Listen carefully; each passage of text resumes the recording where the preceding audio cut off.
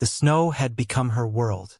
Not a world of soft drifts or childhood joy, but a heavy, suffocating blanket pressing down, stealing air, stealing warmth, stealing the last vestiges of hope. Her body, frail beneath layers of inadequate fabric, felt only a dull ache now, a constant thrumming cold that had long since passed the point of pain. She was deep beneath the surface, the muffled silence absolute, save for the frantic, fading beat of her own heart. Fear was a ghost that had clawed at her initially, sharp and biting, but even that had begun to subside, replaced by a weary, quiet resignation. How long had it been? Hours?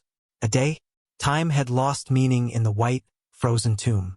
Memories flickered like dying embers, the rough hands that had dragged her, the casual cruelty in their eyes, the final shove into the pre-dug pit, the sickening thud of dirt and then snow piling on top. Because I was Chinese. Because I was alone. Because I was a woman and they thought they could erase me. The thought was a whisper in the void, bitter and cold as the snow surrounding her. She closed her eyes, or perhaps they were already closed. It was impossible to tell in the blackness. The last sensation was the biting cold seeping into her bones. A slow, inevitable embrace. She offered no resistance. What was the point? Then a sound. Faint at first, barely a tremor through the compacted snow above. A distant thump.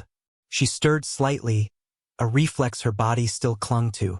The sound came again, closer now, distinct. Thump, thump. Footsteps? Impossible. Who would be out here in this unforgiving wilderness, in this blizzard? The hope flickered, tiny and fragile, then died again. It was just the wind, the shifting snow, a trick of her fading mind. But the sounds continued, growing clearer. Scrape, scrape, like metal against ice or hard snow. Louder, directly above her. Her heart, dormant for so long, gave a lurch, a sudden painful jolt against her ribs. Someone is there. A surge of pure, raw fear, different from the resignation, flooded her. Was it them? Had they returned to make sure? Or was it something else? The scraping intensified, becoming frantic, tearing at the packed snow. A gasp of breath escaped her lips, a tiny cloud in the suffocating dark. Then, a sudden, blinding burst of light. It seared her eyes, accustomed only to blackness. Cold air rushed in, sharp and clean, stinging her lungs. Rough hands, stronger than the ones that had put her there, reached down. They grabbed her arms, pulling, hauling her upwards with surprising force. She gasped, a ragged, broken sound. Her eyes, still adjusting, made out shapes against the white glare of the snow and sky. 3 figures, silhouetted and indistinct at first. As they pulled her free, tumbling her unceremoniously onto the surface, onto the biting, wind-whipped snow, her vision cleared slightly. Men. 3 men. Tall, broad shapes against the landscape. They wore heavy coats, hats pulled low, faces obscured by scarves and beards rimed with frost. They didn't speak at first, only looked down at her, a small, fragile heap on the ground.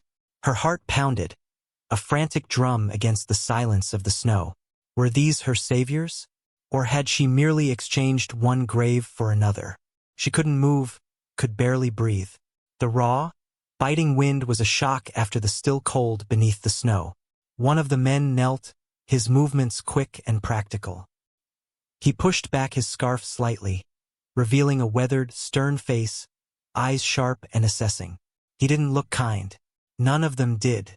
There was a hardness about them, a wariness that spoke of danger, of lives lived on the edge. Her fear surged anew, primal and absolute. Who were they? Why had they dug her out? The questions screamed in her mind, but no sound came out. She could only stare up at them, her breath pluming weakly in the frigid air. A fragile wisp of life against the vast, indifferent white. They didn't offer comfort, not with words, not with gentle hands. Their actions were abrupt, born of necessity and the biting cold. The stern-faced man, the one who seemed to lead, simply said, "Can't stay here. You'll freeze." His voice was rough, like grinding stones. He didn't wait for an answer she couldn't give.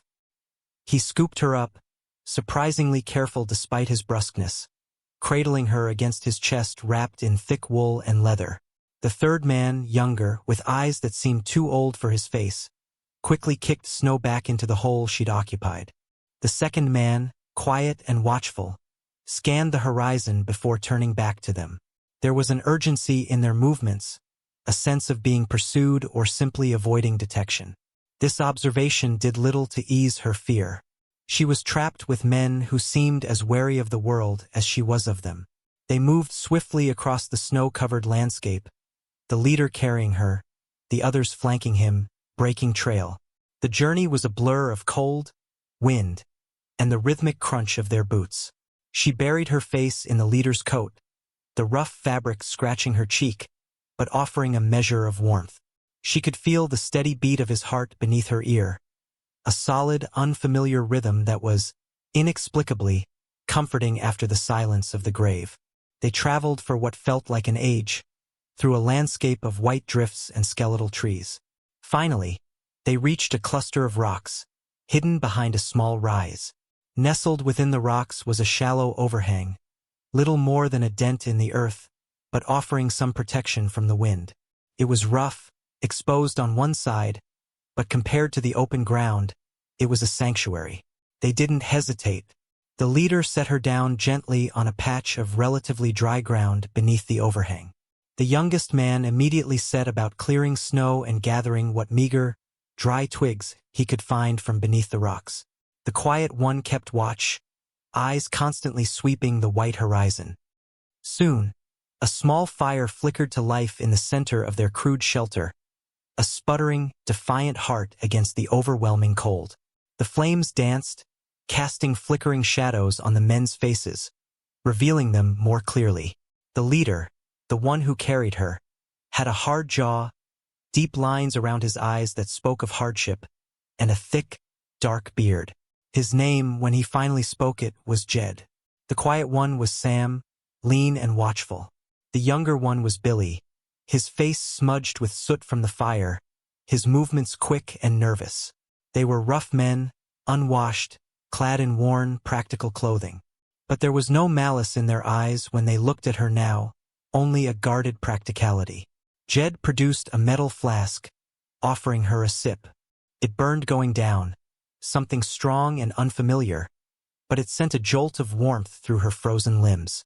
Sam unfolded a worn blanket and placed it over her shoulders.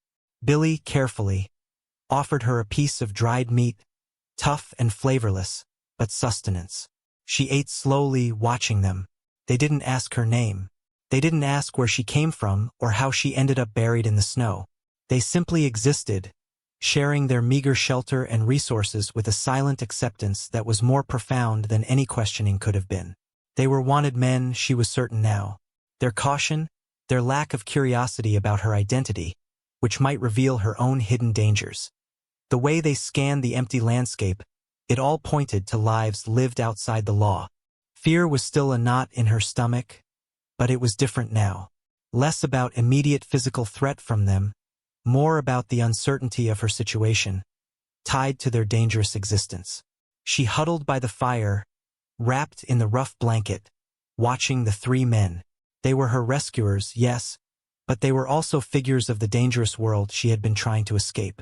She didn't understand their motives, only that for now, in this frozen corner of the earth, their path had intersected with hers, and she was alive. The warmth of the fire soaked into her skin, a fragile shield against the immense cold outside. She was alive, and she was with them. Days bled into one another in the rock shelter, marked only by the dwindling supply of dried meat and the constant presence of the snow that continued to fall outside. The blizzard hadn't relented, trapping them. Her body slowly shed the numbness, replacing it with aches and pains, but also a returning strength. She could sit up now, feed herself, even tend the small fire. She remained mostly silent, observing. The men talked little among themselves, their communication often a glance, a nod, a shared look of understanding. Jed was the undeniable leader, making decisions with quiet authority. Sam was the hunter, the tracker, his senses honed by the wilderness. Billy was the helper, the one who kept the fire going, mended torn clothes, his hands surprisingly deft. She learned their rhythms, their habits. They were careful with their resources, sharing what little they had without complaint. They took turns keeping watch, even when the snow made it impossible to see more than a few feet. There was a pervasive sense of caution about them, a constant low hum of alertness that resonated with her own ingrained need for vigilance. They didn't press her for information, and she offered none. Her name, May, remained unsaid. Her past, the reasons for her perilous journey and near-fatal end, stayed locked inside.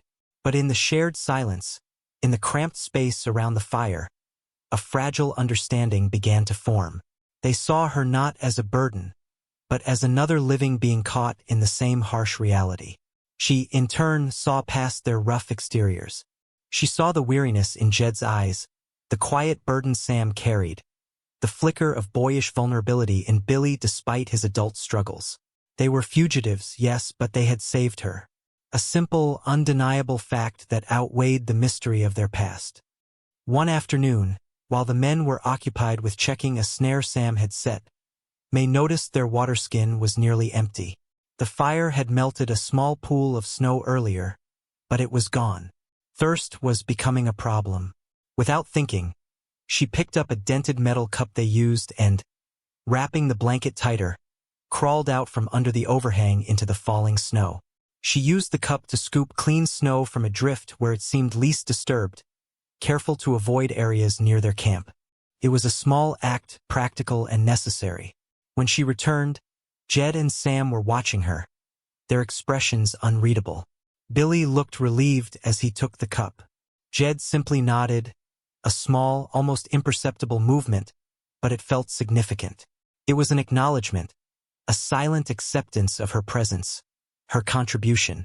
It was the first step beyond being merely the rescued. Later, Sam showed her how to properly bank the fire to keep embers alive through the night, a skill he taught her with quiet patience. Billy shared a story about a bird he'd seen, a flash of unexpected color against the white, his voice softer than she'd heard it before. These small interactions, devoid of the tension that had first surrounded them, wove a tentative thread of connection. But the threat of the outside world remained. Sam returned from one of his scouting trips with a grim look.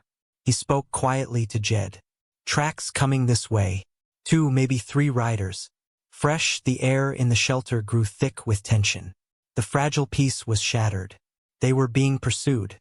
And she, the woman they had saved, was now inextricably linked to their danger.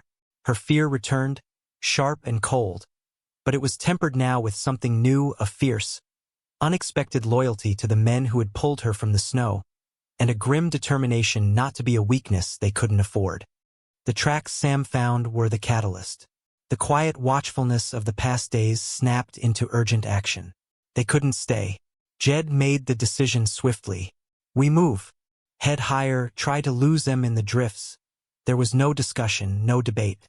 Sam immediately began packing their meager supplies, rolling blankets, checking their firearms with practiced efficiency. Billy kicked snow over the dying embers of the fire, erasing their presence. May watched them, her heart pounding. The fear was intense, a cold wave washing over her, but she didn't freeze. Not this time. She was stronger now, her body recovered, her mind clearer. She wasn't the helpless victim they had unearthed. "I can walk," she said, her voice quiet but firm. Jed looked at her, his sharp gaze assessing. He seemed surprised, perhaps having expected her to be a dead weight. A flicker of something unreadable crossed his face before he gave a short nod. "Then stay between us. Don't lag." Sam handed her a sturdy stick to help with the deep snow.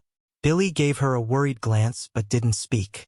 They moved out into the relentless snow, climbing the treacherous slopes behind their shelter. It was brutal work. The snow was deep, unforgiving. May struggled, her legs burning, lungs aching in the thin, cold air. But she pushed herself, focusing on the shapes of Jed and Sam ahead, the sound of Billy's breathing behind her. She would not be the reason they were caught. She would not return to being buried, either by snow or by the cruelties of the world. Hours blurred into a test of endurance. The wind whipped snow into their faces. Visibility was poor. Sam, scouting ahead, signaled them to stop. He returned, his face grim. "They're close." Followed our trail from the shelter. A chilling wave of dread washed over May. Jed swore under his breath. They were cornered. There was a narrow pass just above them, a funnel between two rock formations. A natural choke point. "Billy, with me?" Jed ordered, his voice low and tight. "Sam, take her around. Get over the ridge. Wait for the all-clear." Sam hesitated, looking at Jed, then at May. Jed's gaze was resolute. "Go. Now." Sam didn't argue further. He grabbed May's arm, his grip firm but not rough, pulling her towards a less steep, more sheltered path that skirted the base of the rock formation Jed and Billy were heading towards. They moved as quickly as possible, the sound of distant shouts and a muffled gunshot echoing through the snow-laden air behind them. May stumbled, but Sam kept her moving, his presence a solid, reassuring weight beside her. They reached the ridge, dropping into a shallow hollow behind some snow-covered rocks. The wind died down slightly here, the sounds of the confrontation below becoming fainter. Sam peered cautiously over the ridge, his body tense. May knelt in the snow, catching her breath, listening. More muffled shouts, another gunshot. Then silence. A long, agonizing silence broken only by the howling wind. Minutes stretched into an eternity.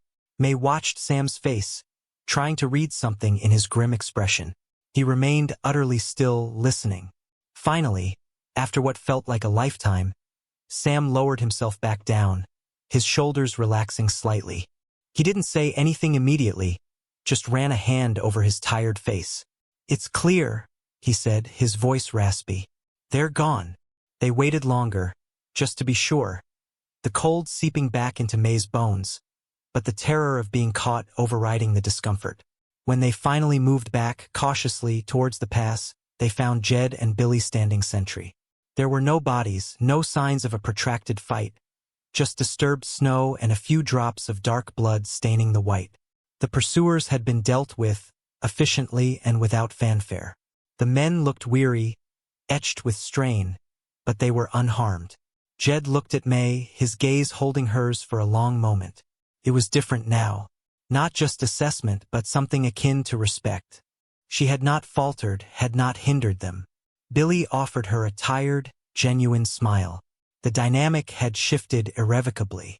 They had saved her from the snow, and she had, by her resilience and willingness to face the danger with them, become a part of their desperate, tenuous survival. They turned, together now, facing the vast, uncertain landscape spread out before them.